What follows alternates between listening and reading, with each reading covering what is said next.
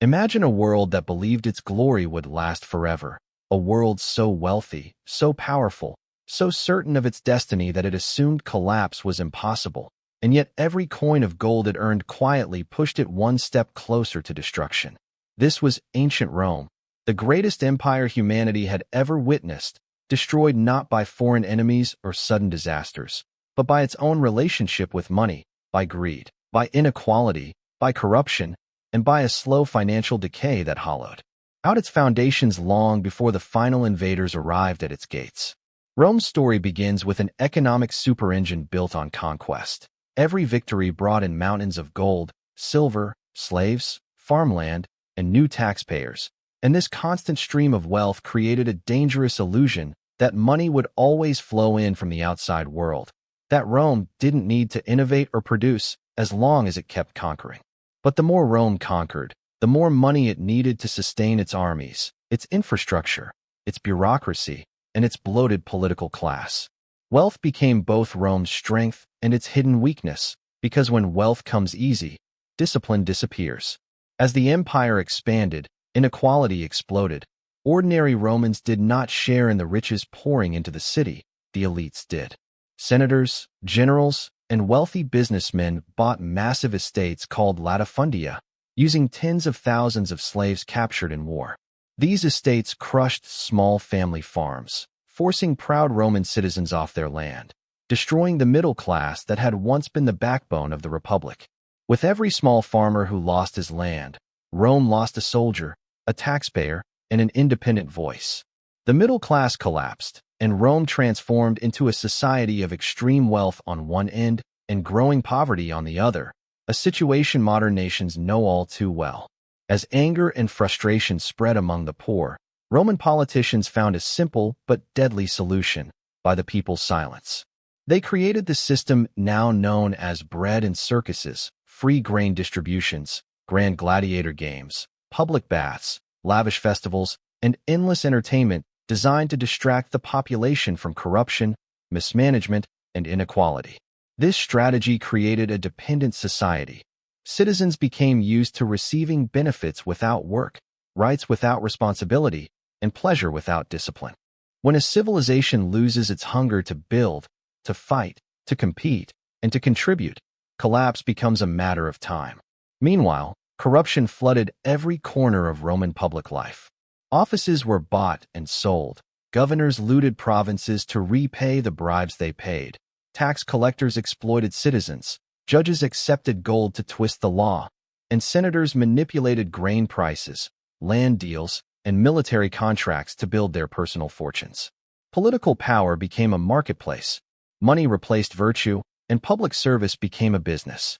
Generals used their armies to gain political power, and once politics became a path to wealth, loyalty to the Republic died. But Rome's greatest economic disaster came from a modern-sounding mistake. The emperors began debasing the currency. Early Roman coins were nearly pure silver, trusted across the world, but as government expenses exploded, wars, soldier salaries, massive construction projects, corruption payments, public games, and welfare programs, emperors secretly reduced the silver content. This was ancient money printing, and the people quickly realized what was happening. Prices skyrocketed. Savings lost value. Traders refused to accept Roman coins. Uncertainty spread through every marketplace. Inflation slowly evolved into hyperinflation. What one coin bought a few years earlier now required dozens. The financial heart of the empire began to fail, and with it, trust in the government. As Rome grew richer, it became more expensive to maintain. Road networks stretched thousands of miles. Forts, barracks, ports, aqueducts, and cities demanded constant repairs. The empire was simply too massive, too complex, and too underproductive to sustain itself. Instead of shrinking the empire or reforming its spending, emperors chose the easiest path: raise taxes, print more money, and borrow from anyone who still had gold. Taxes crushed small landowners, forcing many to abandon their homes or sell themselves into debt bondage. Others fled into the protection of wealthy landlords, unintentionally creating the early blueprint for medieval feudalism. Rome, a society once built on citizen farmers, became a society of trapped peasants, extravagant elites, and an increasingly powerless government. As the economy weakened, Rome faced another crisis. Romans no longer wanted to fight. Wealth had softened the population. The discipline and martial pride that once defined Roman identity faded. So Rome hired mercenaries, Germanic tribesmen, foreign soldiers, and people with no loyalty to the empire. Mercenaries fight for money, not patriotism, and when Rome's money became worthless, its armies became unreliable. Many foreign soldiers defected, rebelled, or even turned their weapons against Rome.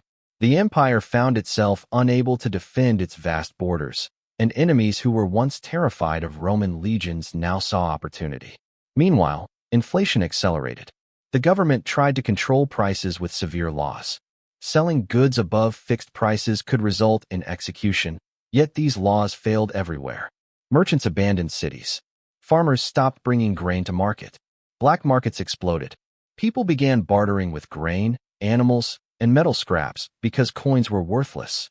Rome, once the world's financial center, now had a broken currency and an economy collapsing into primitive trade. Confidence evaporated, and when money dies, the society behind it usually follows. Political chaos intensified as soldiers declared and removed emperors, sometimes several within a single year. Every new leader spent even more money to gain popularity, more games, more grain, more military bonuses, and every attempt to buy stability only weakened Rome further. The empire split into East and West because ruling as one unit became impossible. The Eastern Empire survived longer because it reformed taxes, protected its currency, and maintained stronger discipline. The Western Empire did the opposite. It drowned in inflation, corruption, weak leadership, and financial collapse. By the time the so-called barbarian invasions began, Rome was already dead on the inside. The invaders did not destroy a strong empire. They simply walked into a system that had been rotting for centuries. When Rome finally fell in 476 AD, it wasn't a dramatic explosion. It was a quiet, slow sinking. People didn't realize they were living through the collapse until it was far too late.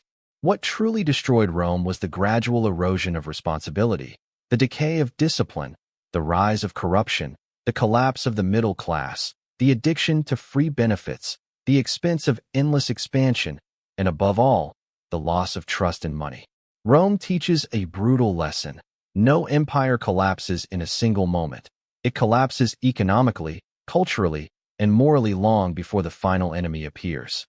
When a society replaces hard work with comfort, accountability with corruption, productivity with dependence, and sound money with printed promises, decline is inevitable. The most tragic part of Rome's story is that Romans believed their empire was eternal. They thought the glory would never fade, the gold would never stop flowing, and the system would always repair itself. But history shows that once a civilization loses control of its finances, it loses control of its destiny. Rome didn't fall because it was weak. It fell because it pretended it was invincible. And the warnings of Rome are not ancient. They echo loudly in the modern world for any nation willing to listen.